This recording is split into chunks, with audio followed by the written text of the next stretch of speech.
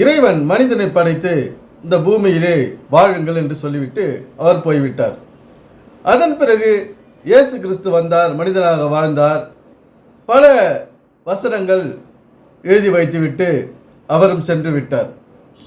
இப்போ ஒரு வசனத்தை பாருங்க, நான் உன்னோட கூட இருப்பேன், பலம் கொண்டு திடமானதாயிரு.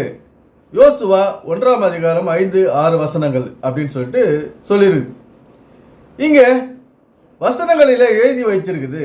ஆனால் அந்த இறைவன் நான் உன்னோட கூட இருப்பேன் அப்படின்றவர் நம்ம கூட இப்போ ஒரு உருவமாக இல்லை. ஆனால் நாம் இந்த உலகத்தில் வாழ்ந்துட்டு தான் இருக்கோம். இவர் என்ன சொல்றாரு, நான் உன்னோட இருப்பேன் அப்படின்னா நம்ம உயிருள்ள வரை நம்மோட கூட இருக்கிறார். அவர் என்ன செய்யறாரு, பல உருவங்களில் பல விஷயங்களில் அவர் வியாபித்து இருக்கிறார் இறைவனானவர். ஏன்னா அவர் மனித ஆள் தத்துவத்தோடு இல்லாத இருக்கிறதுனால பல நமக்கு பயன்படும் விஷயங்களில் அவர் வியாபித்து இருக்கிறார். நமக்கு பயன்படும் பல விஷயங்களில் இங்கே நமக்கு என்ன பயன்படுகிறது, உணவு பயன்படுகிறது, உயிர் வாழ உணவு.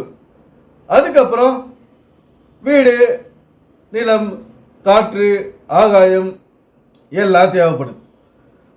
இது ஒரு மனிதன் உருவாகி அடிப்படையிலே வாழ வேண்டிய ஒரு அடிப்படை வசதிகளே இருக்குது.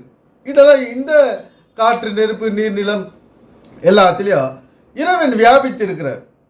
அதை நம்புகிறோம். அதுக்கப்புறம் இதுவும் இல்லாத வேறொரு விஷயங்களை நமக்கு நம்ப வேண்டியது அவசியமாக இருக்குது. இப்போ வேறொரு விஷயம்னா என்ன, நாம் கல்வி கற்கிறோம். அந்த கல்வியாக இந்த கடவுள் செயல்படுறார். மனிதனுக்காக இந்த கல்வியாக அவர் உருவெடுத்து ஒரு எழுத்தின் வடிவமா, பல எழுத்துக்கள் வடிவமா இறைவன் அந்த விஷயத்தை, கல்வி என்னும் விஷயத்தில் வியாபித்திருக்கிறார். இதெல்லாம் நம்ம நம்பினா தான் இங்கே நமக்கு வாழ்க்கை. கடவுளுக்கோ கல்விக்கோ சம்மந்தம் இல்லை, இயேசுக்கோ இந்த உலக வாழ்க்கைக்கோ சம்மந்தம் இல்லை அப்படி நம்ம அலட்சியம் பண்ணோம்னா இங்கே நமக்கு கஷ்டமும் சஞ்சலம் தான் மிஞ்சும். என்ன இது மாதிரி இந்த உண்மைகளை நாம் புரிந்து கொள்ளணும், விளங்கி கொள்ளணும். நமக்கு தேவையானவை தான் இந்த பைபிளில் சொல்லியிருக்குது. நமக்கு தேவையானதை தான் பைபிள் இயேசு கிறிஸ்து இந்த உலகத்தில் வாழ்ந்து காட்டிட்டு போயிருக்கிறாரு. இதெல்லாம் கர்த்தரால் கொடுக்கப்பட்டது, இயேசுவால் உருவாக்கப்பட்டது. இந்த கல்வி, உணவு எல்லாம் அப்படின்றத நம்ம நம்பணும். அதை நம்பாத, இந்த உலக வாழ்க்கையை நம்பாத இயேசு கிறிஸ்துவை மட்டும் தொழுது கொண்டு வணங்கி கொண்டு இருந்தால் என்னத்துக்காக? இந்த கல்வியை நாம் கண்ணும் கருத்துமாக படிக்கணும், அப்போ தான் நம்ம கஷ்டமில்லாத ஒரு வாழ்க்கை வாழ்வோம் அப்படின்னு நம்ம நம்பாத இருந்தோம்னா நமக்கு வாழ்க்கையில் முன்னேற முடியாது. இப்படி இந்த உலகத்திலே நாம் வாழ வேண்டும் என்றால் இந்த இறைவன் இவற்றிலெல்லாம் வியாபித்திருப்பதை நாம் நம்ப வேண்டும்.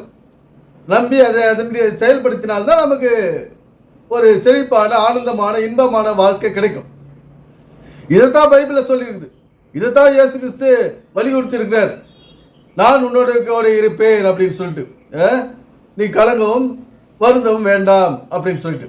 இப்படி இந்த இயேசு கிறிஸ்துவானவர், கடவுளானவர், இறைவனானவர் இந்த நமக்கு பயன்படும் இந்த கல்வியாகவும், உணவாகவும், நீராகவும், குடிக்கும் நீராகவும் நாம் அவர் வியாபித்திருக்கிறார் என்றதை நம்பணும்.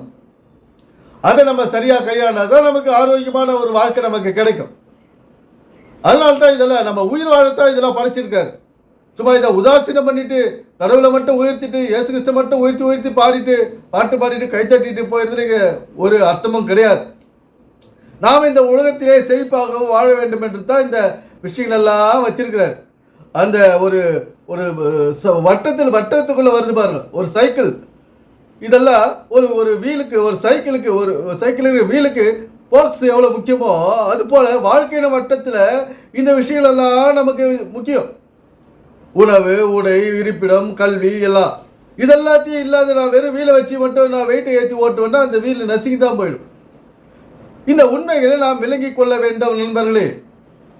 இதை நாம் உண்மையை விளங்கி கொண்டு அதன்படி செயல்பட்டால் தான் நாம் வாழ்க்கை செழிக்கும். நாமும் நம்முடைய சந்ததியும் அந்த வழியில நாம் நடத்தி செல்ல வேண்டும். நாம் படிக்க வேண்டும், பிள்ளைகளை படிக்க சொல்ல வேண்டும். ஏனென்றால் இந்த கல்வியை பற்றி பைபிளிலே வரைபொருளாக, ரகசியங்களாக எழுதி வைக்கப்பட்டுள்ளது. நான் உன்னோட கூட இருப்பேன், நீ கலங்கவும் வருந்தவும் வேண்டாம் அப்படி. அப்போ இந்த கல்வியாகிய கடவுள் தான் நமக்குள்ளே இருக்கிறார். இந்த கல்வியாகிய கிறிஸ்து தான் நமக்குள்ளே நமக்குடன் இருக்கிறார். அதை நாம் நம்பணும்.